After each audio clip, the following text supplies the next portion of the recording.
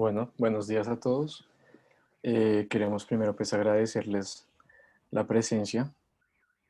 El tema que vamos a exponer el día de hoy va a ser conflicto armado y salud mental. Va a ser expuesto por Mateo Rodríguez, miembro activo del grupo de interés, y por mí, Camilo Mora. Entonces, tenemos dos invitados especiales el día de hoy.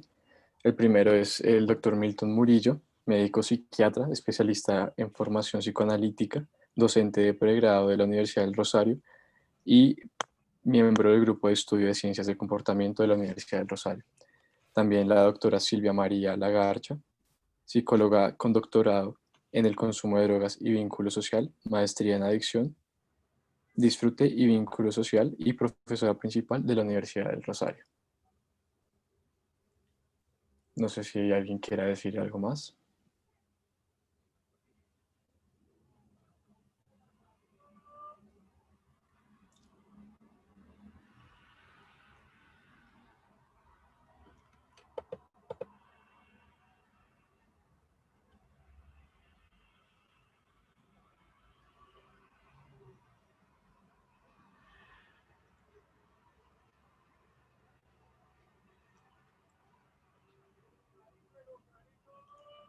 Bueno, entonces supongo que, bueno, nadie más va a decir algo, entonces vamos a dar inicio a la presentación puntualmente.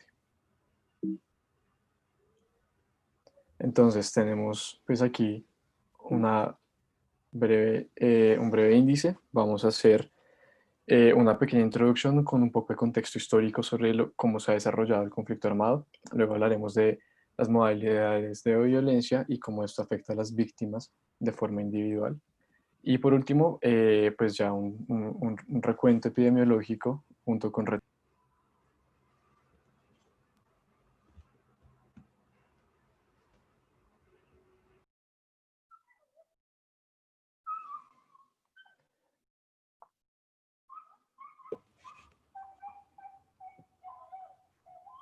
Camilo, no te estamos escuchando.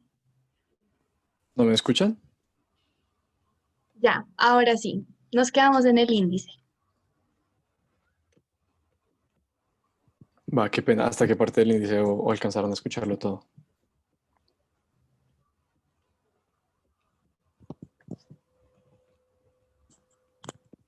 No, pues solo repite el final y ya, inicia con la presentación. Bueno, pues entonces vamos a ir iniciando entonces.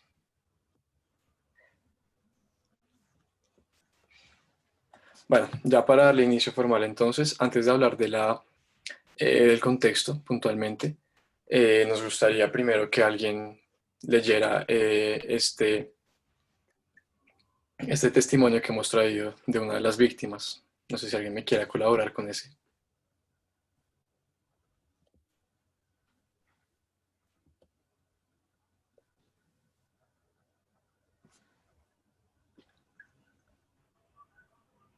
Yo lo leo si quieren.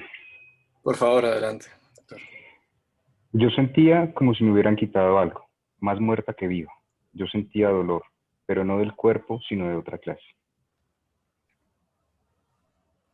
Listo, muchas gracias. Pues bueno, antes de la idea de la presentación en sí misma, va a ser justamente comprender cómo estos eventos violentos van a afectar individualmente a cada una de las víctimas. Y también, pues, de una forma u otra poder cambiar la forma en la que nosotros vemos el mismo contexto y el efecto del conflicto armado. Entonces, ahora sí, pues, daremos inicio a la introducción en sí misma. Bueno, pues para hacer la introducción tenemos que partir de algunas generalidades. Antes de empezar, lo que pasa es que la gente está diciendo en el chat que todo el mundo está silenciado y que no están oyendo la presentación.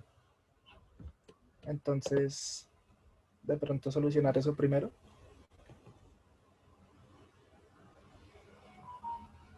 ¿Están escuchando todos? Listo, perfecto. Entonces, partiendo de algunas generalidades, para hablar del conflicto armado debemos de considerar el hecho de que este es un conflicto de más de 50 años. Hay que entenderlo como una crisis humanitaria a largo plazo, cuyas secuelas trascienden generaciones. ¿Y esto qué quiere decir en la práctica clínica? Esto quiere decir que hoy en día estamos abordando víctimas cuyos problemas son secundarios a hechos que ocurrieron incluso hace décadas, algo que va a dificultar un poco el abordaje.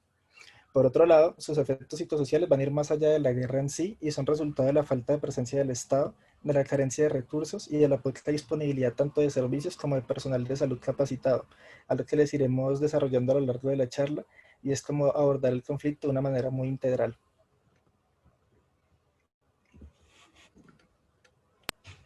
Bueno, entonces, para hablar ya puntualmente del contexto histórico, vamos a basarnos en el Basta Ya, que es un informe del Grupo de Memoria Histórica, el cual divide el conflicto en 4 partes. Eh, Qué pena, discúlpenme un segundo, se me va a acabar la batería del computador. Voy a conectarlo y ya regresamos.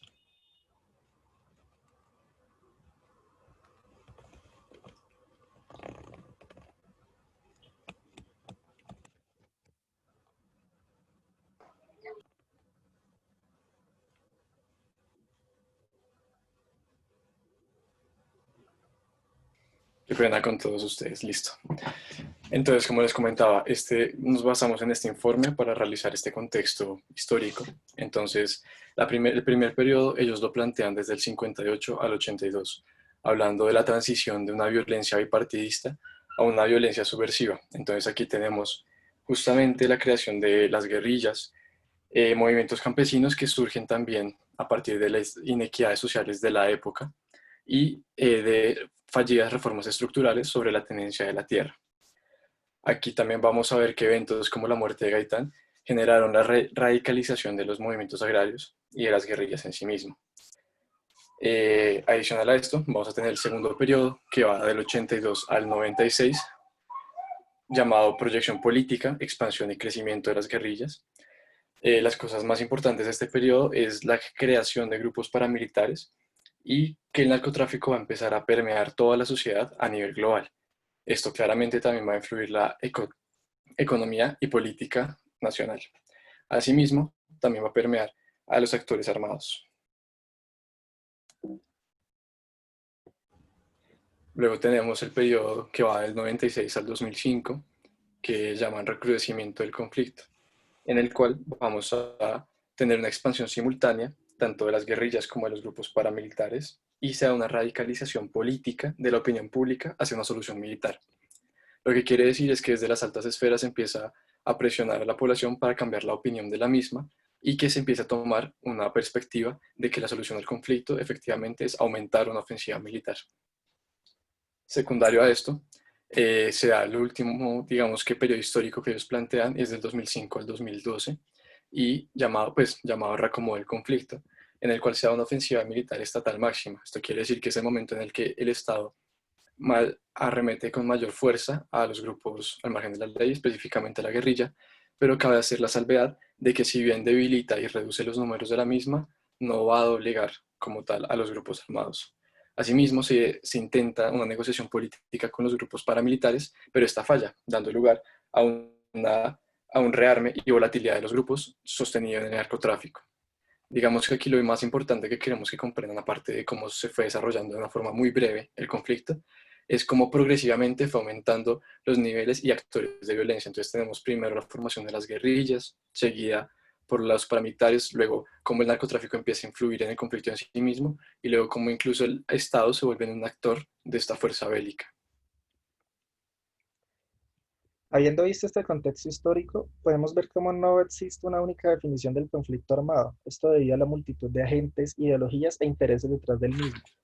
Sin embargo, nosotros podemos entenderlo como una violación sistemática de los derechos humanos, la cual repercute en daños emocionales y morales, afecta a los vínculos familiares y ocasiona alteraciones en la salud de los afectados, y más particularmente en la salud mental, que es el tema de hoy.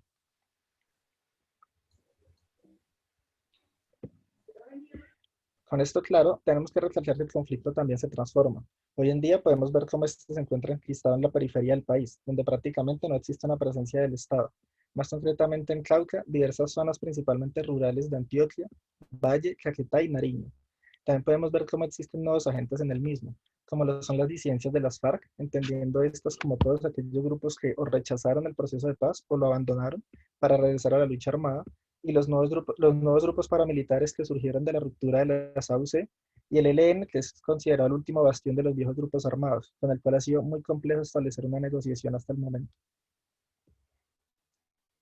Listo. Ahora, a modo de reflexión, hemos traído pues estos titulares de noticia que muy seguramente ustedes habrán visto las últimas semanas y se los traemos para que tengamos en cuenta que el conflicto sigue vivo, que la violencia en el país sigue sucediendo todos los días y no sé, de hecho, si se dieron cuenta, hoy y ayer hubo otras nuevas masacres. La idea es que no nos cerremos simplemente en una burbuja por estar fuera de esta periferia, por estar fuera de estas dinámicas directas y comprendamos que la violencia continúa y sigue sucediendo.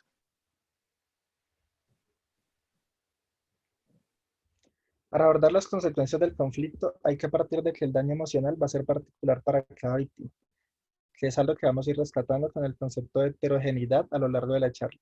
En consecuencia, podemos decir que los relatos de las víctimas van a ser diversos y singulares, y aquí recalcamos la importancia de rescatar la memoria histórica y estos testimonios. Por otro lado, si analizamos esta nube de palabras más frecuentes entre los testimonios de las víctimas, podemos ver que a pesar de que cada persona sí tuvo su propia vivencia en el conflicto, podemos sacar algunas generalidades como una fuerte tendencia a un discurso de sentimiento comunitario y un énfasis a mencionar el miedo, ya sea por las pérdidas que se mencionan o por nombrar a los culpables del mismo conflicto.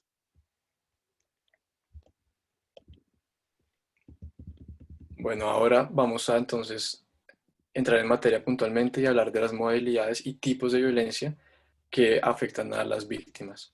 Entonces, alguien que por favor me pueda colaborar con este testimonio. Creo que ahora sí pueden todos prender el micrófono. Ya, ahora sí, si quieres yo te ayudo con eso. Gracias, adelante. Llegaban borrachos, drogados, nos sacaban al patio, nos apuntaban con armas cortas y largas, nos cogían a la fuerza y encerraban en un cuarto. Ellos escogían. Una vez me tocó con 3 hombres al mismo tiempo. Listo, entonces, para empezar a hablar de violencia, nos gustaría definirla, pues traerles la definición de la OMS, que la plantea como el uso deliberado de fuerza física o poder contra uno mismo, otra persona, grupo o comunidad, causando lesiones, muerte, daño psicológico, trastornos del desarrollo o privaciones. Asimismo, tenemos que comprender que hay distintas naturalezas de la violencia, como lo puede ser la física, la sexual, psicológica o la negligencia, y distintos direccionamientos. Entonces, como ya mencioné, puede ser autodirigida, puede ser interpersonal o colectiva. Este ámbito recoge el tema social, político y económico que ya pues veremos cómo se desarrolla. Una manera de abordar la permeable influencia de la violencia en la sociedad es por medio del triángulo de la violencia de Galton, el cual explica la generación y la perpetuación de la misma en la sociedad. Comencemos hablando de la violencia directa, la cual hace referencia al daño corporal, físico o mental. Se caracteriza por ser comprobable y evidente, y podemos entenderlo como un comportamiento violento, ya sea hacia otras personas o hacia la misma. Al ser la más fácil de reconocer, es la que comúnmente conocemos simplemente como violencia. Por otro lado, la violencia estructural consiste en un daño debido a la negación de necesidades humanas básicas, el cual es secundario a la estructura económica o política de un país. Se le conoce también como violencia indirecta debido a que en muchos casos este no es un fin, sino una consecuencia secundaria de ciertos modelos que omiten las necesidades de la población. Esta violencia no es tan evidente a simple vista, por lo tanto requiere un importante análisis político, sociológico y económico para poder ser diagnosticada. En cuanto a la violencia cultural, se trata de los elementos culturales que legitimizan a la violencia. Podemos entenderla como ciertos mecanismos ideológicos o incluso educativos que generan actitudes y un contexto donde la violencia no solo es aceptada, sino que incluso puede llegar a ser celebrada. Y aquí entran ejemplos del día a día como lo son el racismo, la homofobia o el sexismo.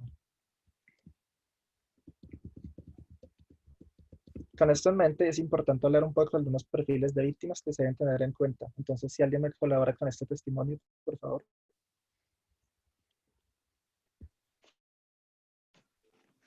Yo te colaboro.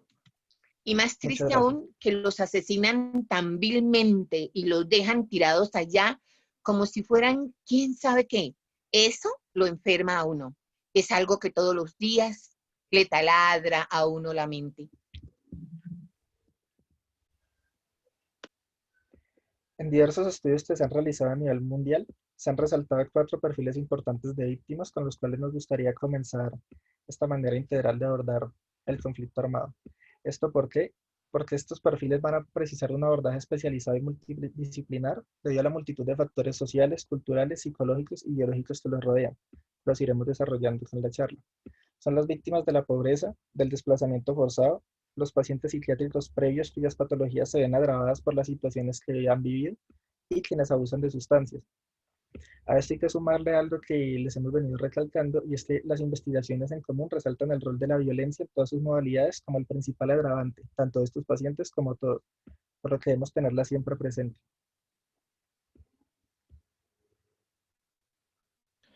Listo, ahora ya vamos a hablar un poco de la heterogeneidad. Queremos introducir este concepto, teniendo en cuenta que el conflicto y los eventos van a afectar directamente de una forma distinta a cada una de las personas dependiendo de ciertas características individuales o poblacionales. Entonces, para comprender el impacto que tiene esto en los individuos, hay que también tener en cuenta las características del evento, el contexto en el que sucede y las características de cada persona, como acabamos de decir. Entre esas características puede entrar la edad, el género, la etnia y la raza.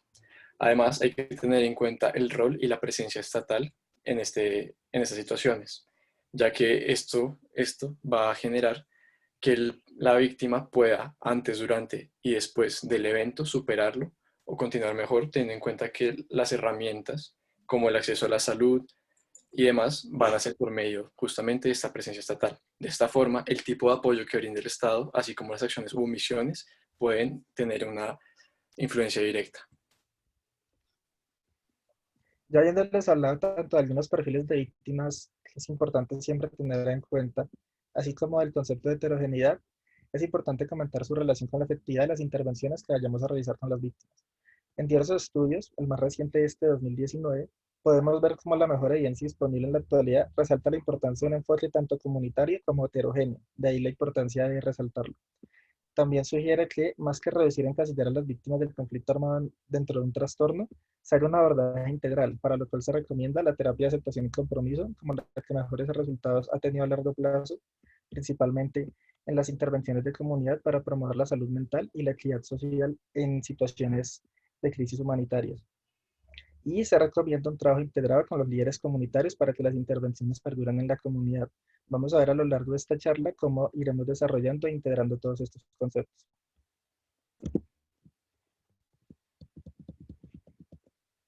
Comenzaremos el abordaje hablando de los menores de edad y partimos del hecho general de que los menores de edad involucrados directamente en el conflicto van a presentar una tendencia de tener una mayor prevalencia de trastornos mentales que aquellos que no han vivido el conflicto directamente. En esta población existen unos riesgos particulares por encima del resto, y son el de presentar la ideación suicida junto con intentos de suicidio e incluso la consumación del mismo. También se encuentra que ellos tienen un alto riesgo de desarrollar rasgos de personalidad antisocial y conductas violentas, las cuales pueden perpetuar el círculo de la violencia. Se resalta que junto con el debido abordaje médico y psicológico, es clave el rol de la educación y romper barreras sociodemográficas, con el fin de abordar a estas víctimas y poderlas sacar adelante, ya que las víctimas que han recibido educación y apoyo social tempranamente presentan mejor pronóstico a largo plazo. También en este grupo se presenta una dualidad de víctima versus victimario, debido a que muchos actores del conflicto armado en su momento fueron víctimas del reclutamiento forzado, o por otro lado fueron víctimas de condiciones inhumanas y un contexto social que los volcó hacia la violencia, que era lo que les comentábamos de la violencia estructural. Y este fenómeno es algo que no solamente se tiene que ver desde el conflicto armado, sino que también se ve en grupos más pequeños, como lo son las pandillas y otros grupos armados pequeños. Y queríamos traer esto como de reflexión, ya que las categorías de víctima y victimario no siempre son tan claras como nos gustaría. Bueno, a la hora de hablar de etnia y raza hay que comprender algo, es que son grupos de una forma u otra marginalizados y abandonados por el Estado. Hablando puntualmente de las comunidades indígenas, hay que primero quitarnos de encima un concepto que podemos tener y es la homogeneidad cultural dentro de los mismos. Pues cada comunidad tiene un enfoque distinto, tiene una cosmovisión distinta y una forma de interrelacionarse diferente al resto. De esta forma, pues hay que comprender el contexto de cada una de las comunidades por aparte y no solamente como indígenas en general. Adicionalmente, hay un término que tenemos que tratar y es la apropiación territorial. Pues esta relación que van a tener el individuo con su territorio es sumamente importante en el caso de ellos y va a generar incluso la identidad tanto comunitaria así como la individual. Adicional a esto, pues les traemos aquí unos ejemplos de comunidades indígenas que han sido afectadas directamente por el conflicto, entre los cuales está la comunidad Agua en el Nariño, que de hecho ha sido denominada por la BBC como la comunidad indígena en mayor peligro del mundo, la Nucacmacú y los Guayaberos en el Guaviare y la Itnu en Arauca. Por otro lado, entre las diversas comunidades afro del país podemos ver que comparten un sentimiento de comunidad supremamente fuerte. Para ellos, sus lazos con la comunidad son casi tan fuertes como los lazos familiares, por lo que perder a un miembro de la comunidad es como perder a un familiar. Se resalta la importancia del duelo. En este proceso, el cual ellos prefieren marcadamente apelar a sus tradiciones ancestrales y rechazan intervenciones de profesionales de la salud mental. Se sugiere establecer un diálogo intercultural con el fin de aportar los beneficios de nuestras intervenciones sin que esto sea considerado como una imposición cultural y genera un más rechazo. Bueno, ahora para hablar un poco de género, hay que resaltar primero que se va a dar una diferencia demográfica, y es que las mujeres van a sobrevivir mucho más al conflicto, por lo que vamos a tener una población mujer mucho más amplia que la de los hombres víctimas. Esto se debe también pues al mismo rol de género, y es que el hombre de una forma u otra va a sufrir más de violencia física o directa, entonces va a ser más mutilado, va a ser más asesinado en general, por lo cual va a sobrevivir menos. En cambio, las mujeres, pues su rol de mujer en la sociedad, no, claramente no siempre se ve así, pero usualmente no va a ser tomada por esas violencias tan directas o fulminantes. Y esto va a generar que sobrevivan más tiempo, pero esto también conlleva una problemática, y es que van a ser afectadas por más tipos de violencias, por todo tipo de hecho, durante más tiempo. Esto lo que va a hacer es que se vuelvan un grupo susceptible a sufrir violencia, y claramente pues van a tener mayores afectaciones que los hombres. Habiendo visto la importancia de ir más allá en cuanto al análisis de los afectados, con los perfiles claros y los tipos de violencia y la efectividad de las intervenciones desde un enfoque comunitario, vamos a proceder con algunas recomendaciones para un abordaje integral del conflicto desde la psiquiatría.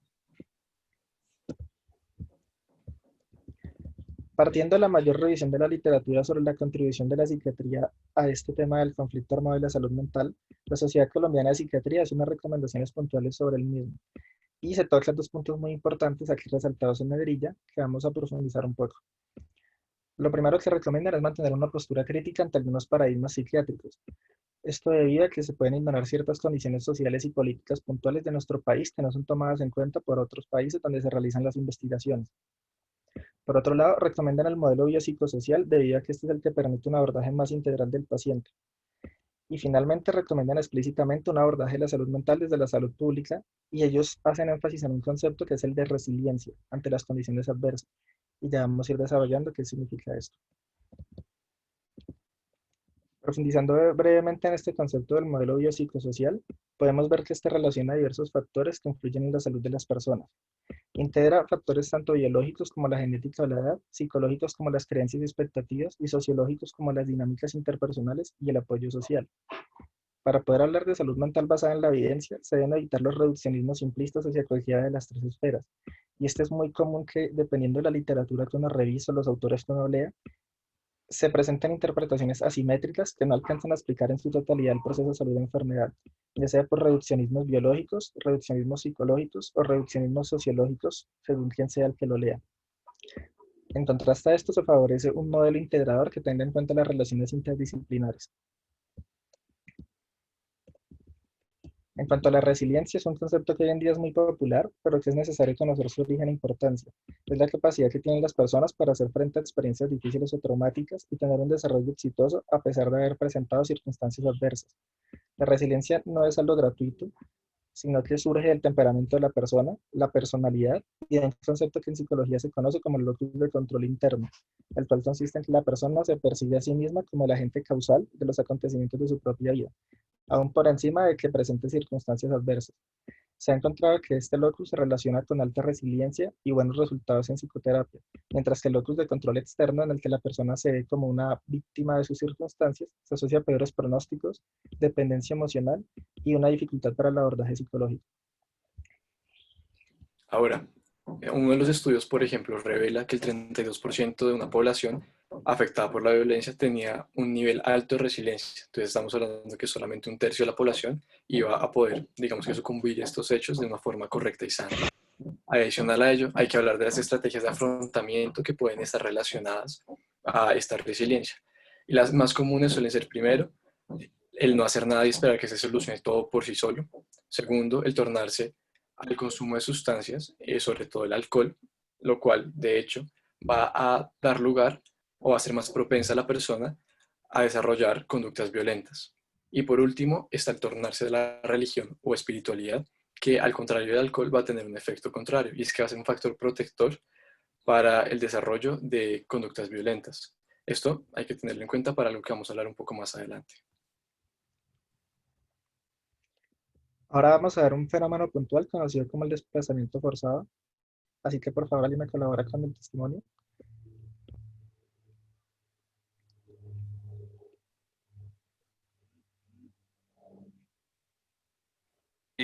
Sufríamos, pero ser desplazado es más triste.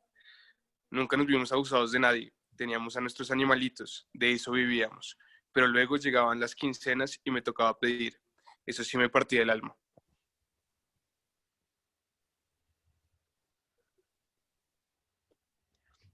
Decidimos que a modo de integración utilizaríamos el caso de los desplazados forzados, ya que este integra distintas modalidades de violencia, factores de riesgo y funciona como un caso de transversalidad. Debemos de partir de dos generalidades, y es que el desplazado es propenso al desarrollo de patologías debido a la precariedad de sus condiciones, y que estas patologías se pueden manifestar ya sea como violencias físicas o como patologías psiquiátricas puntuales. Por otro lado, debido a que el desplazado ha sentido de primera mano la ausencia del Estado de la violencia estructural que les comentamos, este va a presentar una marcada desconfianza ante las instituciones, lo cual va a dificultar el abordaje que hagamos. Ahora, para entender un poco más este fenómeno del desplazamiento forzado, podríamos iniciar diciendo que es un problema del dominio de la tierra que pasa a manos de los actores armados. Esto obliga a que los habitantes de ese territorio tengan que salir de él para salvar su vida. Y esto, así, a su vez, va a dar lugar a una pobreza extrema, ya que las personas van a dejar todo atrás, no van a poder llevar nada consigo. De todas formas, esto vamos a encontrar que va a afectar principalmente a unas poblaciones más vulnerables, entre las cuales tenemos a las mujeres, como ya lo mencionamos, a los niños, adultos mayores o personas con discapacidad. Asimismo, este fenómeno va a llevar a una disgregación de identidad cultural y de la memoria histórica, lo cual va a empezar a afectar al individuo puntualmente, porque va a empezar a perder su noción de identidad respecto a su comunidad. Asimismo, va a llevar a una desconfianza ante el entorno y una actitud defensiva, lo cual puede generar un problema, porque entonces cualquier inconveniente que la persona presente no va a buscar ayuda externa, justamente por estas conductas. Asimismo, se va a ver una disociación de los vínculos sociales y familiares, que si lo juntamos con los comunitarios y la desconfianza ante el entorno, vamos a encontrar que el individuo, además de no tener estas bases, no va a tener ninguna red de apoyo. Lo que quiere decir que aparte de tener un individuo afectado, que va a empezar a perder su sentido de identidad, que no va a confiar en nadie y que no tiene una red de apoyo, no va a tener bases ni mentales ni emocionales para poder sucumbir a estas situaciones complejas.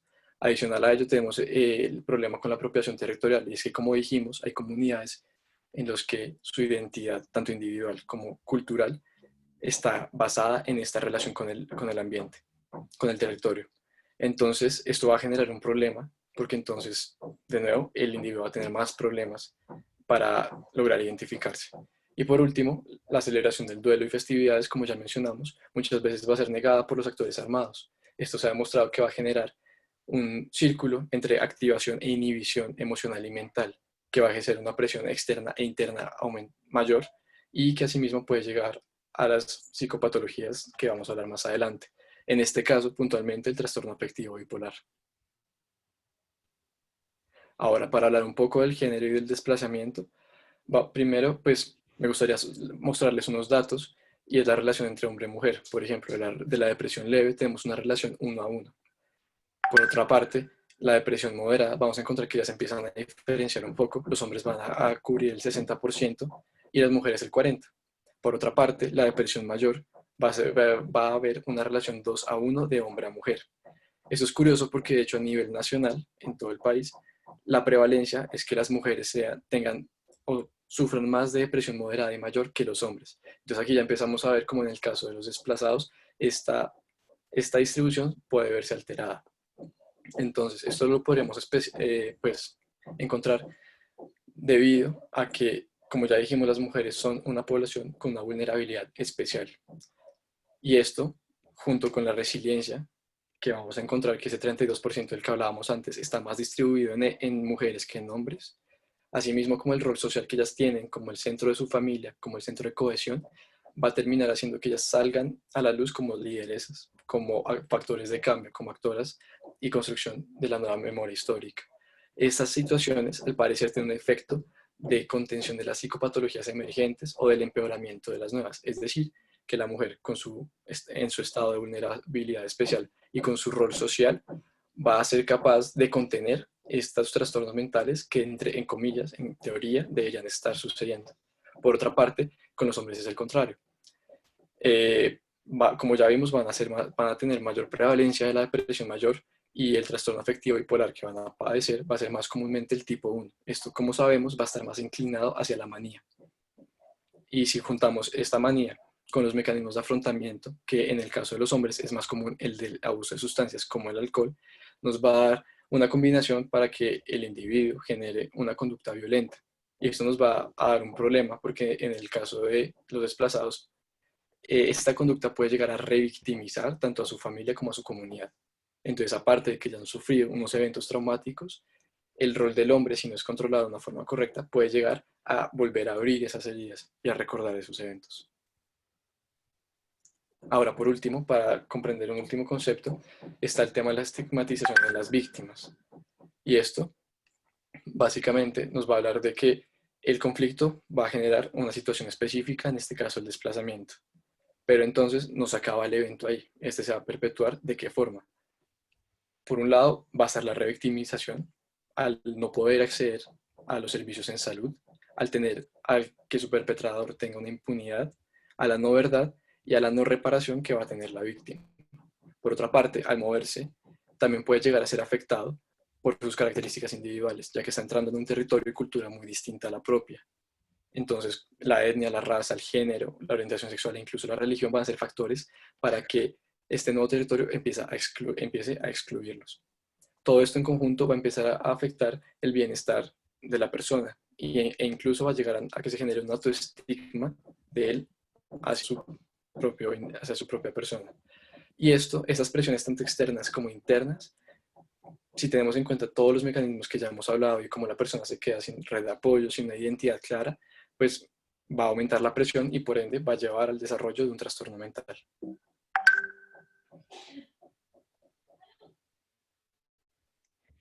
Ahora procederemos con la psiquiatría en el conflicto, con unos datos de epidemiología y sus retos en la actualidad.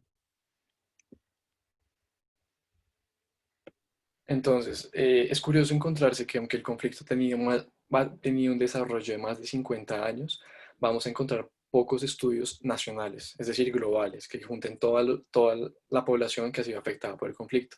Asimismo, vamos a encontrar al contrario, vamos a encontrar muchos artículos dirigidos a poblaciones específicas. Esto lo podemos comprender desde la heterogeneidad que les hemos ido hablando. Y es que tampoco podemos echar en el mismo saco todas las poblaciones que han sufrido o han sido víctimas por el conflicto. Entonces nos hemos basado en dos estudios principalmente. El primero es uno de Médicos Sin Fronteras, que de hecho es de los más grandes que se han realizado en el país, con una población de 4.400 víctimas de distintas regiones y lugares, como el Cauca, Nariño, Caquetá y Putumayo, claramente todas afectadas por el conflicto. Ellos sacan dos conclusiones principales, y es que uno, la violencia afecta principalmente a la población civil. Y segundo, que el 34% de la población va a sufrir una patología relacionada a la ansiedad o a la depresión.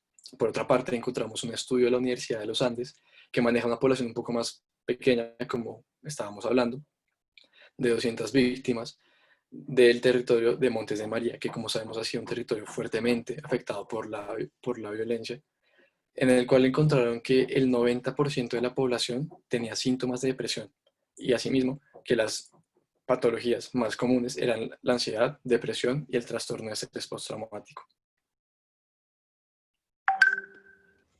A lo que les hemos venido contando, podemos ver que el conflicto y la salud mental es algo que va mucho más allá de una lista de diagnósticos y que con todas estas matices que hemos venido desarrollando, podemos realmente decir que tenemos algunos conceptos claros para realizar un verdadero abordaje integral de los mismos. Podemos ver, si revisamos la literatura disponible, cómo los diversos estudios sobre el tema concluyen en que las tres patologías psiquiátricas más comunes en la población van a ser los trastornos depresivos, haciendo énfasis en el trastorno de depresión mayor, pero puede presentarse en cualquiera de sus formas, los trastornos de ansiedad, en cualquiera de sus presentaciones, así como el trastorno por estrés postraumático. Este último es especialmente notorio en las personas que han vivido de primera mano la violencia del conflicto, como lo pueden ser agresiones armadas, pérdida de seres queridos, ejecuciones o violaciones sexuales. A esto se resalta algo muy importante, y es que todos los artículos hablan de la dificultad de acceso a tratamiento que puede agravar estas patologías de base o puede hacer que una persona que normalmente no la generaría, la genere, ya que no fue atendida a tiempo. Y esto ocurre por dos vías. Debido a la dificultad de los terapeutas del área, entendiéndose estos como los médicos no psiquiatras, los trabajadores sociales y los psicólogos, toda la- todo el viaje que deben realizar para acceder a estos pacientes, ya sea por las barreras estructurales, por la periferia que les comentábamos, o porque tienen que entrar a zonas rojas del conflicto. Y por otro lado, la odisea del tratamiento que deben realizar las víctimas que quieren ser atendidas o que consideran que requieren alguna intervención, pero que se van a ver dificultadas por lo mismo. Y es importante recalcar que debemos trabajar activamente para romper estas barreras y facilitar que los pacientes puedan acceder al tratamiento. Ahora, podríamos decir que hay unos objetivos que tendría la psiquiatría y en general cualquier profesional de la salud mental en el postconflicto. El primero va a estar en reducir la aparición de daños psicológicos y evitar complicaciones y o recaídas que pueda tener una persona ya afectada. Asimismo, hay que preparar a las comunidades acerca de cómo actuar en una situación de emergencia para poder de una forma u otra reducir el impacto que se pueda generarlo en lo posible.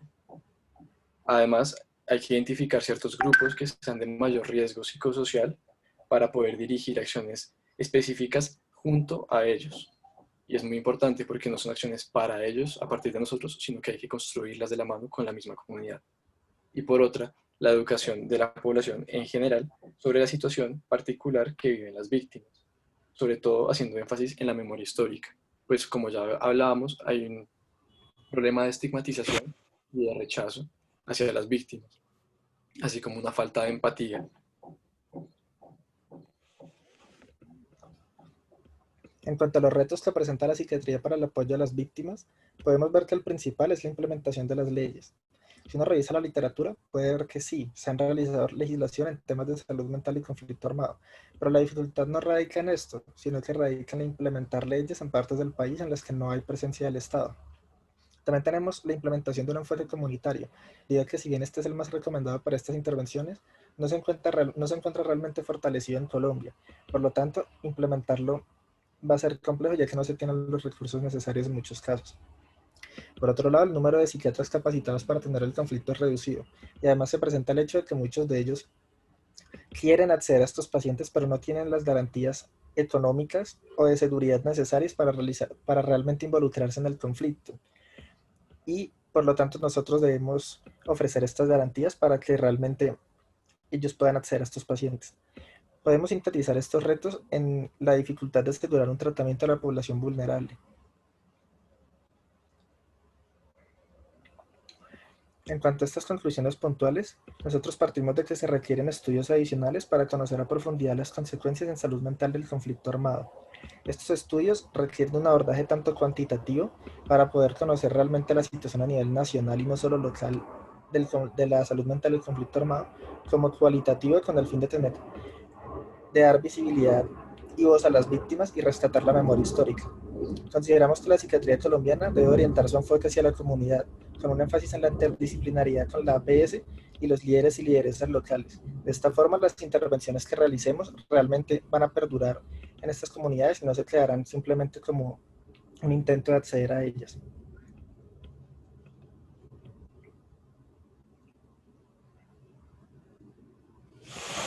Bueno, eso es todo lo que teníamos preparado a modo de presentación para ustedes el día de hoy. pues consiguiente ya tenemos solamente la bibliografía. Entonces, pues, si tienen algunas preguntas, este sería justamente el espacio para realizarlas. O algún comentario, por favor, adelante.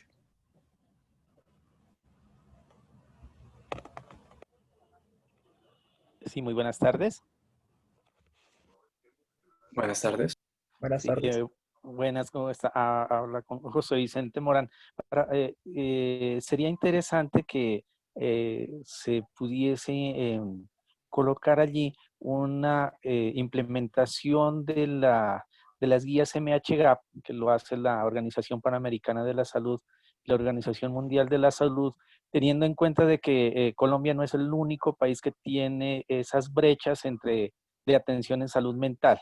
Entonces, esta estrategia de las guías MHGAP tienen un componente en el cual hace referencia a lo que ustedes acaban de exponer, que el manejo integral del paciente no es solo del personal médico, sino que también hay que involucrar a todas los líderes sociales y al resto de instituciones y hace énfasis esas guías en ese proceso. Hay que tener en cuenta también de que las guías MHGAP tienen como dos divisiones. Una es de guías MHGAP de manejo humanitario, en el cual están más relacionados pues, al tema que acabamos de tomar, y lo otro que hay unas guías MHGAP de manejo más clínico y que ayuda a que en el primer nivel se logre identificar, manejar y hacer un seguimiento para que cuando llegue a un nivel más especializado, pues se pueda hacer el mejor manejo a los pacienticos. Muy amable, gracias. Gracias a usted por ese aporte. No sé si alguien más tenga preguntas, pueden levantar las manos si quieren por medio virtual o tomar la palabra.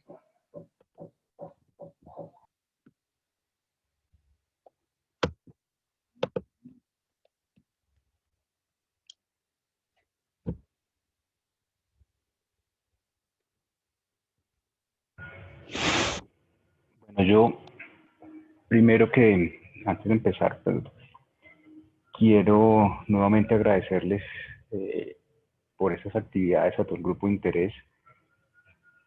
He tenido la oportunidad en algunas otras ocasiones de decírselos, pues que es un motivo de orgullo para nosotros ver cómo se abren este tipo de espacios en la formación médica. Yo creo que eso es una cosa que tiene un valor incalculable y que muy seguramente va a tener un impacto notable a corto, a mediano y por supuesto a largo plazo.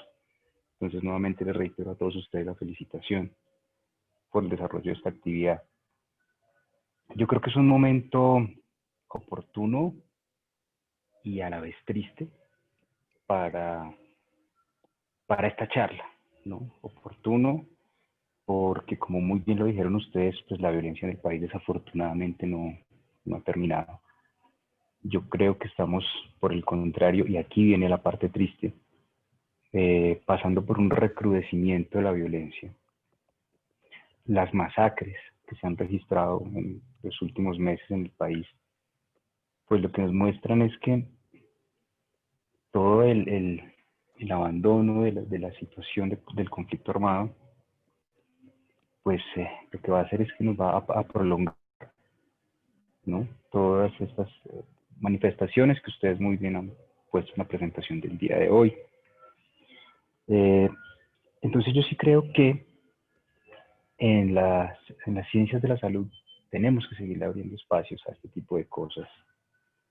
Y quisiera como aportar un poco un concepto que a mí siempre me ha parecido muy importante y que yo creo que es una piedra angular cuando uno habla de no solamente la atención en salud mental en el conflicto armado, sino en la atención de salud mental en general, que es el tema de los determinantes precisamente de salud mental, ¿no?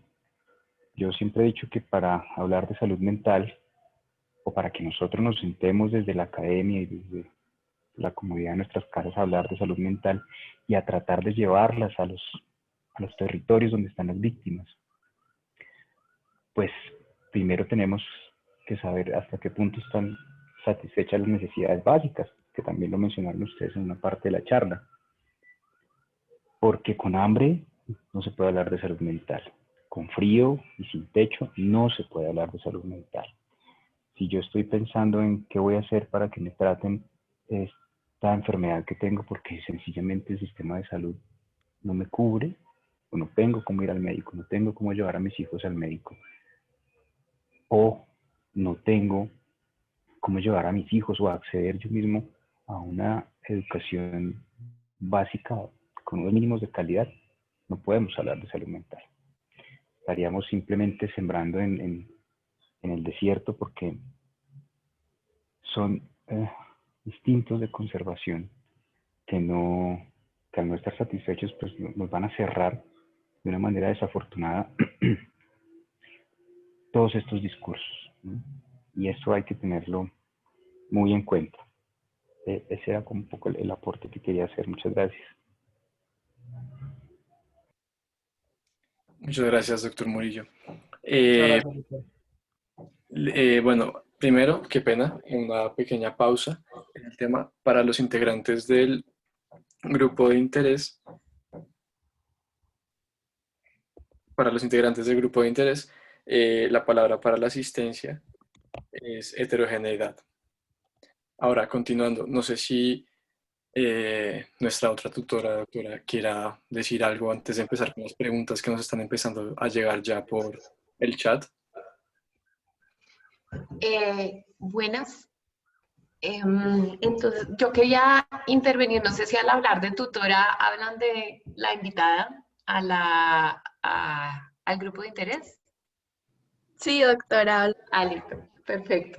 Es que es la primera vez que asisto a un espacio así y también, como mi colega Milton, pues celebro este espacio. Realmente, pues además me parece increíble que en este tiempo de pandemia, justo cuando yo creo que todo el mundo está más ocupado, haya como esta necesidad de parte de los estudiantes de conectarse y de apropiarse de su conocimiento. Me parece, pues celebro eso. Y además, pues celebro que me hayan invitado. Muchísimas gracias. Igual que mi colega, quisiera insistir en el tema de los determinantes, pero también un poco en la mirada crítica que ha habido, especialmente en los últimos 25 años en Latinoamérica, sobre la revisión de los determinantes y forzar un poquito más esa mirada de los determinantes que tiende a ser un poco funcionalista. Hay una escuela en Latinoamérica que se ha ido forjando alrededor de darle otro sentido al estudio de los determinantes, y es la escuela de la determinación social de la enfermedad, en donde se hace un énfasis aún más fuerte en los factores estructurales que están ligados a las situaciones de base que generan las enfermedades. Como bien lo dijo él, sin un techo, sin comida, sin la satisfacción de las necesidades básicas, no se puede hablar de salud mental. Y un poco la escuela de la determinación social se va más allá de lo cuantitativo, de ubicar cuáles son las necesidades básicas que están siendo insatisfechas, y trata de trabajar todos los elementos históricos que están detrás de esa no satisfacción de las necesidades, que también pues en la presentación que ustedes hicieron, al revisar un poco la historia del conflicto armado, logran meterse sin haberlo estudiado así de primera mano en esa determinación social de la enfermedad mental o de las condiciones precarias de salud mental que tiene nuestro país, y que muy bien lo explicaron. Y en ese sentido, quisiera resaltar también de la presentación este aporte que hacen a la importancia de acudir a estrategias de intervención comunitaria, de psicología y de psiquiatría comunitaria, para abordar estas situaciones. Como bien lo dijeron, acá no se trata de una salud individual, sino de una salud colectiva porque las comunidades y más las comunidades más ancestrales, esta noción de individuo que tenemos nosotros no la tienen de la misma manera, sino que ellos se entienden en conjunto y sobre todo ligados al territorio. Entonces, estas estrategias de intervención colectiva son muy importantes, comunitarias son muy importantes. Y eso está por diseñarse en Colombia y por inventarse en Colombia, porque pues yo he hecho un poco unos pequeños pinitos en ese trabajo, he intervenido poco a poco con comunidades, cada vez más estoy trabajando de la mano con ONGs y y realmente cada comunidad es distinta, cada situación es distinta y cada vez que uno interviene en una comunidad toca adaptar los instrumentos para poder darle voz y darle un espacio a la comunidad para que construyan esta memoria de la que ustedes también hablaban. Y un último comentario es tener mucho cuidado con esta categoría de resiliencia, que ha sido muy utilizada en la literatura para investigar como las posibilidades de recuperación de individuos y comunidades en situaciones de violencia. Y es que el problema del término resiliencia es que, como ustedes bien lo dijeron, evalúa la capacidad individual que se le atribuye al temperamento, a la personalidad de cada individuo y a su locus de control interno. Y un poco al concentrarnos en esta individualidad y en esta capacidad propia de cada sujeto, nos olvidamos de las condiciones estructurales que hacen posible que este temperamento y esta personalidad y este locus de control interno se estructuren. Si yo tengo una familia que la tercera generación, que desde hace 3 generaciones han sido víctimas sistemáticamente de desplazamiento forzado, pues ahí hay unas condiciones incluso biológicas que hacen que estas personas ya no tengan recursos para la resiliencia, ¿sí? Porque y ya hay incluso en el psicoanálisis se habló desde hace mucho tiempo, pero ya hay incluso en estudios en neurociencias que muestran cómo digamos, la transmisión generacional del trauma tiene una huella incluso biológica en la estructuración del funcionamiento cerebral. Entonces, ahí un poco, muchas veces lo que sucede es que se utiliza el término resiliencia como una manera de pensar que la capacidad de recuperación de una persona está en su propia voluntad, pero que no hay, digamos, una responsabilidad estructural de los estados, de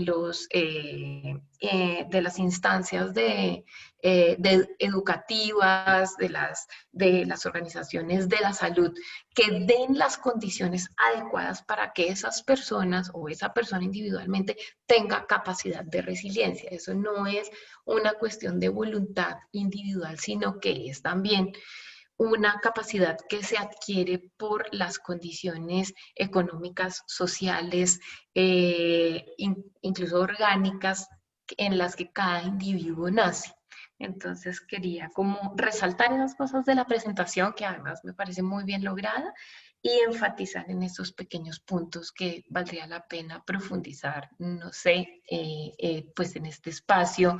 Me imagino que sus reuniones son regulares, entonces pues les quería dejar esas ideas para que profundizaran. Muchísimas gracias. Muchísimas gracias, doctora. Ya para finalizar, tenemos 2 preguntas en el chat que creo que estarían más dirigidas para el doctor Murillo. Entonces, la primera es si los pacientes con estrés postraumático llegan a reflejar un aumento en los niveles de cortisol y una posterior hipertrofia de la amígdala. Bueno, sí. La respuesta es sí, porque en general todas las condiciones que nos lleven a estar expuestos de manera crónica al sufrimiento, pues producen un aumento de los niveles del cortisol. Y los niveles elevados de cortisol van a producir procesos inflamatorios y atróficos de estructuras del sistema nervioso central en general, pero principalmente en las estructuras del sistema límbico, amígdala, hipocampo. El hipocampo se ve muy frecuentemente afectado por situaciones de sufrimiento. Y aquí es muy importante que ustedes tengan claro ese concepto porque los periodos prolongados de sufrimiento o incluso algunos periodos, digamos, que tienen una cronicidad menor, llevan inevitablemente a esto en cualquier momento de la vida.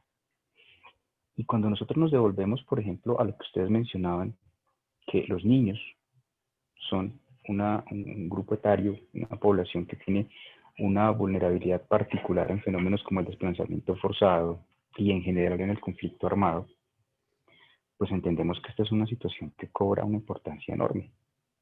Porque un cerebro en desarrollo, ¿sí?, una corteza cerebral y un sistema nervioso central, si lo queremos ver por ahora desde el punto de vista biológico, está en desarrollo, ¿sí?, que está entrando en todos estos procesos de mielinización que van a favorecer además procesos de aprendizaje y está expuesto de una manera prolongada a estrés y bueno, a estas alteraciones neuroanatómicas, pues inevitablemente nos va a generar a futuro todo un abanico, ¿no?, de manifestaciones psiquiátricas, de patología psiquiátrica, de patología mental, que pues vamos a tener que intervenir, pero ya desde lo secundario o desde lo terciario. De ahí la importancia de hacer detecciones tempranas. Claro, no podemos desafortunadamente evitar, al menos por ahora, que se dé el conflicto. Pero sí en la medida en la que logremos, como decían ustedes, que uno de los objetivos de la salud mental sea intervenir a tiempo, sí vamos a disminuir la aparición de esas alteraciones neuroanatómicas. Listo. Y la última pregunta sería, ¿qué tipo de psicoterapia se prefiere o ha demostrado más efectividad en las víctimas del conflicto armado? No hay muchos estudios que nos digan qué tipo de psicoterapia se prefiere o qué tipo de psicoterapia es mejor o cuál se debe evitar, qué sé yo. Como ustedes lo plantearon, nos falta investigar, nos falta sentarnos a escribir, pero lo que sí está claro es que cualquier intervención psicoterapéutica es mucho mejor que ninguna intervención psicoterapéutica. Depende de cada víctima. Hay una serie de particularidades en la manera en la que se ha vivido el conflicto. Y también, como ustedes nos lo explicaban ahorita en la charla, que nos lo explicaron muy bien, una serie de factores biológicos, culturales, que también llevan a la formación, por ejemplo, de la resiliencia, que también van a determinar pues, qué tipo de psicoterapia le va mejor a cada persona. Hay modelos individuales como la terapia psicoanalítica o de orientación psicodinámica que permite, por ejemplo, hacer resignificación de conflictos, que permite integrarse un poco más o meterse con esos eventos traumáticos del pasado, que ayudan mucho. La terapia cognitivo-conductual, por ejemplo, para el manejo de síntomas y para el manejo de, digamos, perturbaciones relacionadas, por ejemplo, con estrés postraumático, también es muy útil. Y hay una terapia que es la terapia de grupo, que pues, puede tener también orientación psicodinámica, orientación cognitivo-conductual, en fin. Pero la terapia de grupo ha demostrado sí tener un valor muy particular para la reconstrucción, como lo mencionaron también ustedes, para la generación de memoria, para garantizar, por ejemplo, que se den los duelos, ¿no? Ha habido incluso en algunos territorios cuando las madres de las víctimas o las mujeres que no han podido hacer, las madres de los falsos positivos, por ejemplo, ¿sí? En ellas ha habido una dinámica muy interesante, muy linda, muy conmovedora además, pero a la vez muy terapéutica. Y es que a través de las reuniones en grupo y de las experiencias en grupo, ellas han podido elaborar cosas tan importantes como los duelos. ¿Sí? Reencontrarse con los restos de sus hijos, o no, porque desafortunadamente hay algunas de ellas que no han podido hacerlo. Pero se genera una red muy, muy especial de apoyo, y a través de sesiones de terapia de grupo que muchas veces son coordinadas por especialistas, y luego otras veces también ya toman un carácter tan fuerte que la pueden desarrollar entre ellos mismos, ¿no? Entre las comunidades. Sí, siempre es importante que se favorezca la participación de un profesional, pero a veces la cohesión de grupo es tan importante en estos casos para el tema de hacer celebración de duelos, como les decía, retomar algunas prácticas culturales que permitan como un reacondicionamiento a lo que fue, ¿no? Ese desarraigo, por ejemplo, en el desplazamiento forzado, yo creo que tiene un valor importantísimo. Y mencionaría al final otro tipo de terapia que, si bien en algunos lugares no está definida como una psicoterapia, estrictamente hablando, sí hace parte de los procesos terapéuticos que permiten o que favorecen unos resultados muy importantes en la salud mental de víctimas de conflicto armado, que es la terapia a través del arte. Toda la arte terapia, que como el arte misma, pues tiene un montón de manifestaciones, ¿no? Los trabajos, por ejemplo, de fotografía, cuando uno va a mirar el trabajo de Jesús Abad Colorado, es terapéutico. ¿Sí? Revisar sus fotos, leerlas, es terapéutico. Es una cosa que yo creo que ustedes lo pueden en algún momento vivir en primera persona. Y trasladar eso a las víctimas del conflicto armado también es importante. A través de la música, a través, como les decía, de las diferentes manifestaciones artísticas, el teatro. Ahí hay una mina enorme. Una mina, entiéndanme, en el buen sentido de la palabra, hay mucho sustrato para que podamos favorecer a través de la arte terapia, no como terapia exclusiva. Yo también pienso que la combinación de las diferentes formas de terapia son valiosas. Poder elaborar, ¿no?, todas estas dificultades que nos ha traído y nos traerá el conflicto armado. Listo. Nos llegaron otras preguntas, entonces pues antes de dar la conclusión de la charla vamos a leerlas. ¿Puedo hacer una intervención chiquitica? Sí, claro que sí. Reforzando lo que acaba de decir Milton, en efecto, el arte es uno de los recursos más importantes en la recuperación de la memoria y de la cohesión social, y muchas veces no yo diría que hay una psicología y un trabajo psicológico espontáneo en muchas comunidades.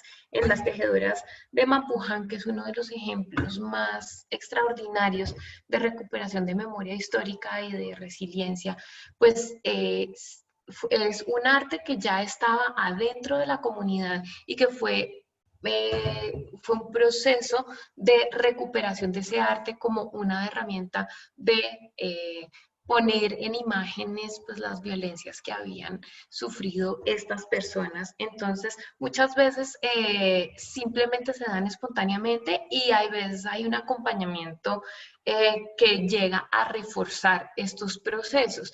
Un ejemplo un poco triste, en cambio, es la comunidad del Salado, que era una comunidad donde se vivió hace 20 años una de las masacres más duras del conflicto armado, y los paramilitares, en su obscena inteligencia, se les ocurrió hacer la masacre con toda la música a todo volumen. Sacaron todos los aparatos de música que había en el sitio y comenzaron a poner música a todo volumen. Y entonces un poco la masacre está asociada con la música festiva. Y hace 3 años, por lo menos, que yo visité la comunidad, una de las cosas que me impresionó que sucedía es que no se oía nada de música en ningún lado. Nadie era capaz de poner música a todo volumen, porque eso lo asociaban directamente con la masacre y un poco lo que estaban tratando de hacer algunos jóvenes era tratar de recuperar el espíritu festivo a partir de la recuperación de las músicas tradicionales combinadas con reggaetón y música moderna, pero con mucha dificultad. Entonces un poco, desafortunadamente, la ONG que nos contrató no desapareció y no pudimos volver, pero un poquito el plan era que a través de eso que habíamos visto de una posibilidad artística dentro de la comunidad, poder enfrentar pues esta particularidad del trauma que tenía esta comunidad. Entonces por eso les digo que el acompañamiento tendría que ser desde pues cualquier enfoque de la psicología o de la psiquiatría, pero siempre teniendo en cuenta pues esta potencialidad del trabajo comunitario y en colectivo, porque son comunidades que sufrieron en conjunto y que el reconstruir en conjunto es absolutamente fundamental. Listo. Un poco relacionado con este tema de la arteterapia, nos preguntan si las actividades como el deporte, practicar yoga, técnicas de meditación e inclusive una dieta en específico podrían llegarse a utilizar como, digamos, ayudas adicionales en la recuperación de estos pacientes.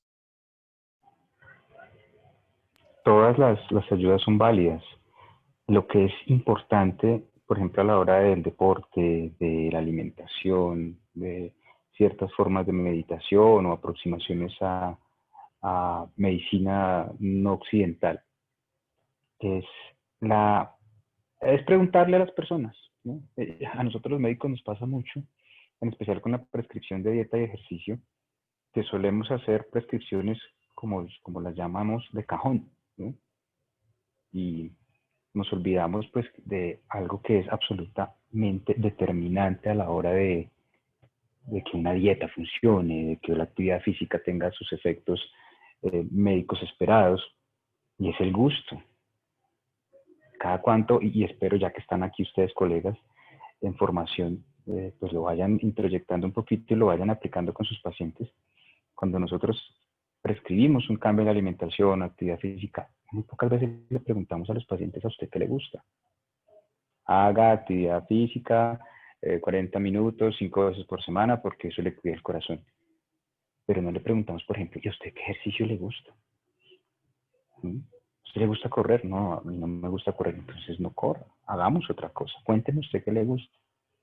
¿Sí? Y además se nos olvida la relación que hay entre la actividad física y la salud mental. No es lo mismo hacer actividad física sin placer que hacerla con placer. Por eso, en algunos estudios que se hicieron, que hizo la Asociación Americana del Corazón de la mano con la Asociación Americana de Psiquiatría, buscando como cuál es la actividad física que mejor integra estas dos cosas, pues se llegó a la conclusión que es el baile.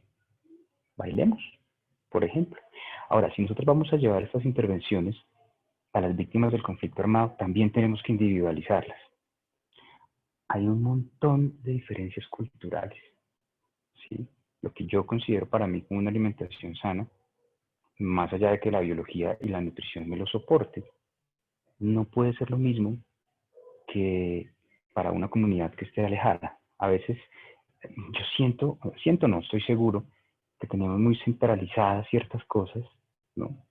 Bogocentralizadas muchas cosas, y tal vez las aproximaciones alrededor de alimentación saludable, por ejemplo, deban ir de la mano con la consideración de cosas culturales. Y la actividad física también. Y la aproximación de otras técnicas de medicina no tradicional también. Es decir, todas son válidas siempre y cuando se individualicen, ¿sí? Y no se nos conviertan en prescripciones de cajón. Pero cualquier ayuda es bienvenida. Reforzando el aporte de Milton, también quiero traer un ejemplo de la comunidad del Salado. La masacre del Salado fue hecha principalmente en la cancha de fútbol. Y la cancha de fútbol estaba enfrente a la casa de la comunidad, donde se guardaban los balones, los instrumentos también para la banda y todo. Y una de las cosas que sucedió es que después de la masacre, más o menos año y medio después, cuando volvió a llegar, la gente no era capaz de jugar fútbol ahí, porque pues era un campo santo eso, o sea, estaba derramada la sangre de todos sus familiares y amigos. Y una cosa que en cambio esta ONG sí logró hacer muy bien, yo creo que sin pensarlo mucho, fue que lograron gestionar unos recursos para que reconstruir la cancha de fútbol, pero lo hicieron en un sitio distinto a donde había sido la masacre. Entonces lograron gestionar para hacer una cancha de fútbol lejos del sitio donde había sido el escenario de tan sangriento, y esto fue un factor decisivo para la recuperación, especialmente de los más jóvenes que se juntaron además conseguir la plata para mantener la cancha, porque es una cancha sintética. Y hubo una cosa muy importante, y es que como en esta masacre hubo una violencia sexual tan fuerte para con las mujeres, pues un poco la cicatriz que dejó esto en la comunidad fue una minusvaloración, yo diría. Es extraño, pero el hecho de que se viole a las mujeres las somete a una serie de violencias en donde la comunidad queda resentida, pero a la vez quedan las mujeres de alguna manera muy marginalizadas. Y las más jóvenes, muchas de ellas eran hijas de estas violaciones. Entonces comenzaron a ver en la cancha de fútbol como una manera de recuperar un lugar para la mujer, y hicieron toda una revolución porque los primeros meses solo la podían utilizar los hombres, y estas chicas se juntaron para hacer un equipo de mujeres, y esto definitivamente fue algo que yo veo que transformó las posibilidades de estas chicas y de sus mamás, incluso de encontrar un lugar dentro de la comunidad. Entonces, como decía Milton, no es una cosa de prescripción que a todo el mundo le damos lo mismo, sino que cada comunidad va encontrando su forma de acomodarse, y los profesionales de la salud tendríamos que acompañar este acomodamiento del uso de la actividad física, la comida también. Muchas veces los actos de violencia transforman la comunidad a nivel gastronómico, ¿sí? Llegan los paramilitares, ponen una mina ilegal en una montaña que contamina todo el río, y entonces el pescado que sale del río sale contaminado. Y entonces también sé de una compañera que hizo una investigación con una comunidad en la costa atlántica que le sucedió eso. Entonces, parte de la recuperación de la memoria histórica fue ir cerrando la mina a través de la recuperación del monte, e ir volviendo a cocinar el pescado. Inicialmente, entonces, traían el pescado de lejos y hacían el plato que hacía muchos años no habían vuelto a hacer por la contaminación del río, y cuando el río se descontaminó, volvieron a recuperar el pescado. Y eso, la comida es como uno de los primeros elementos de cohesión social que hay. Pues nosotros cuando nacemos, el lazo que tenemos con nuestra madre, por ejemplo, es la alimentación, y eso a nivel psíquico es muy fuerte. Entonces, este tipo de recuperación de la alimentación es muy importante, pero como lo dijo Milton, desde las herramientas que tienen las comunidades también, las comunidades mismas, el uso ancestral de herramientas como la hoja de coca, como las hierbas de la región. Recuperar eso y tratar de incentivarlo dentro de una lógica de cuidado es muy, muy importante. Listo. Un poco direccionado hacia ese tema. Acá nos preguntan que cuáles serían las recomendaciones para abordar las diferencias culturales al momento de tratar pacientes con afecciones por el conflicto armado. Y pues la persona que hace la pregunta pone como ejemplo, la comunidad indígena. Buenas tardes. Buenas tardes. Sí, nuevamente, pues José Vicente, estoy acá en Pasto. y hemos tenido acá de cerca una situación con la comunidad indígena Agua, y es la dificultad, geográfica de llegar a todos los sitios, el cambio cultural que se tiene, que es un gran territorio, y lo otro, pues lo que ustedes comentaban, pues hay una situación de conflicto armado, y incluso históricamente, pues desde mucho antes ya había una persecución incluso en la colonia con este grupo, con los indígenas. Entonces, digamos que la aproximación que ellos tienen hacia o como lo denominan ellos, la medicina occidental, es bien compleja. Entonces, digamos que ahí se apalanca todo lo que los profesores han comentado, y es que se debe inicialmente individualizar, mirar cuáles son las cosas que sí sirven en un momento dado, y con eso comenzar a trabajar desde ellos mismos, desde ese mismo proceso. Entonces, con la comunidad Agua, ellos tienen una unidad administrativa médica, que es la UNIPA, y ellos tienen unos médicos que trabajan con ellos y trabajan con los médicos tradicionales y con los sabedores y sabedoras de la comunidad. Y ellos son el enlace para poder hacer todos los manejos. Entonces, hablar allá por ejemplo, para el manejo del suicidio dentro de la comunidad, ellos tienen unos rituales para poder armonizar.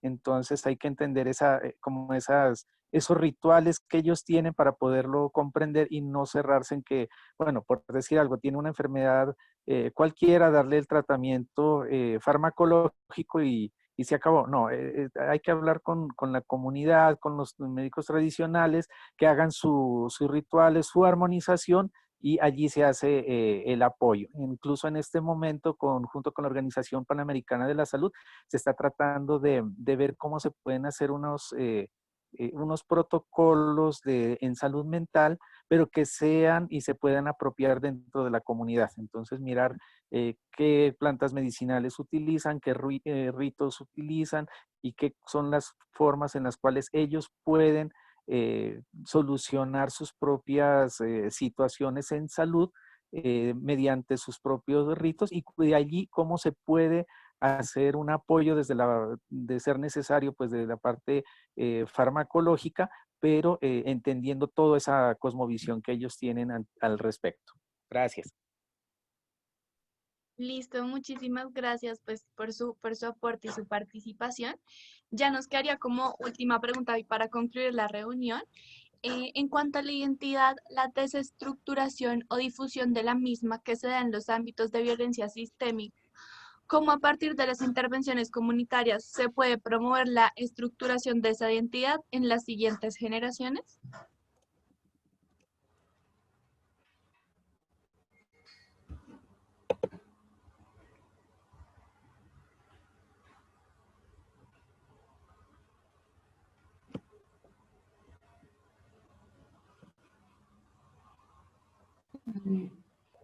Bueno, pues yo creo que la presentación de nuevo que ustedes hicieron hoy tiene muchos elementos que pueden ayudar a esa construcción de una identidad. Pues primero enfatizar en todos los procesos de construcción de memoria, pero también tratar de ver que las comunidades, una vez han sido fracturadas por la violencia, también digamos que su identidad ha sido transformada.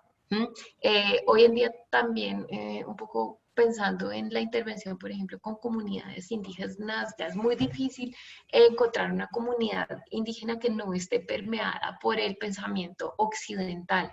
Entonces ahí toca hacer todos los procesos de recuperación de memoria, recuperación de tradiciones en todo el sentido de la palabra, recuperación gastronómica, recuperación del medio ambiente, recuperación, pues eso se va viendo poco a poco con cada comunidad, cuál es la prioridad que hace posible que desde la memoria, desde la recuperación del territorio, desde la recuperación de los saberes ancestrales, pero además pues anclados también con herramientas que les permitan comunicarse de manera más efectiva y lograr un espacio social más efectivo para tener pues contacto con el mundo occidental o como dicen ellos, con los blancos y poder tener un lugar social también dentro del Estado colombiano. Entonces ahí es un trabajo, primero, pues a largo plazo, segundo, interdisciplinario, en donde trabajen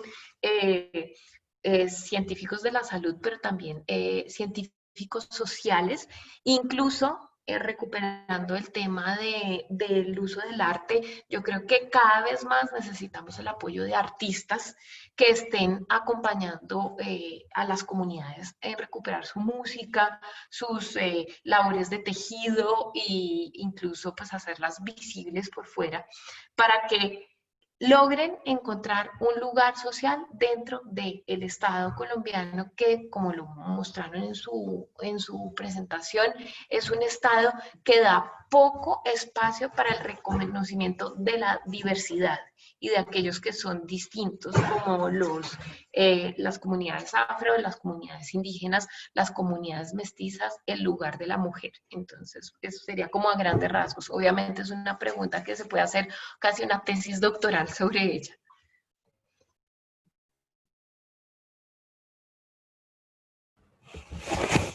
Queremos agradecerles a todos por asistir. Nuestra idea era hacer una charla corta y amena con la que se lleven las ideas más importantes para la vida, más que una charla extensa con muchos datos, pero que no les diera las herramientas como para, por lo menos, analizar un poco más a fondo lo que subyace a los pacientes que vamos a encontrar en un futuro, ya que esta situación todavía es algo que está en la sociedad colombiana. Los quiero dejar con una reflexión y es que cuestionen mucho. No existen soluciones sencillas para problemas de esta magnitud que engloban tantos factores y tantas cuestiones. Y hay que cuidarse de pretender simplificar excesivamente pues, estas cuestiones. Debemos cuestionar todo lo que leemos y a nosotros mismos también. Resaltamos además algo importante y es que los pacientes no son categorías. Estas son una guía para orientarnos, pero nunca debemos olvidar que más que un diagnóstico, ellos son personas. También son biología, son psicología, son sociedad y como hemos visto hoy, también son historia. Los invito a que rescatemos el diálogo y la memoria histórica. Muchísimas gracias a nuestros invitados por la asesoría y por la colaboración con las preguntas. Esperamos que haya sido de su agrado.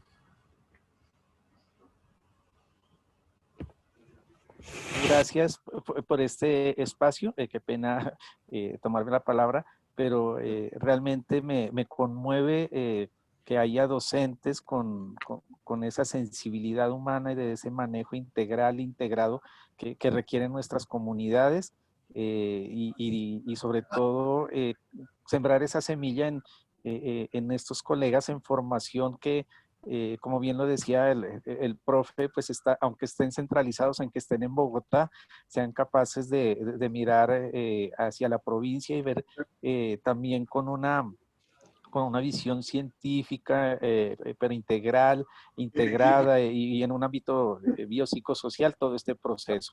Gracias, profesores, y gracias. Que estén muy bien. No, nuevamente a todos ustedes, al grupo de interés, mis felicitaciones. De verdad que a nosotros desde el Departamento de Psiquiatría y Salud Mental de la Universidad ha sido un motivo de mucha alegría. De verdad que estamos esperando siempre el desarrollo de las actividades, las invitaciones. Entendemos que además esto es una iniciativa de ustedes, más que una cosa dirigida, y eso le da un valor especial. Entonces, nuevamente, muchas felicitaciones. Gracias por la invitación y cuando quieran, vuelvo por acá. Bueno, igualmente, felicitaciones por este espacio. Me encanta que haya además un interés fuerte por este tema de la salud mental en Colombia. Creo que además este lazo con el conflicto armado es súper importante que cada vez sea más presente. Yo hace 4 años que se firmó el acuerdo de paz, no sentía dentro de los estudiantes esto que estoy sintiendo hoy y es para mí un gran motivo de alegría ver que estamos formando médicos comprometidos con las necesidades del país.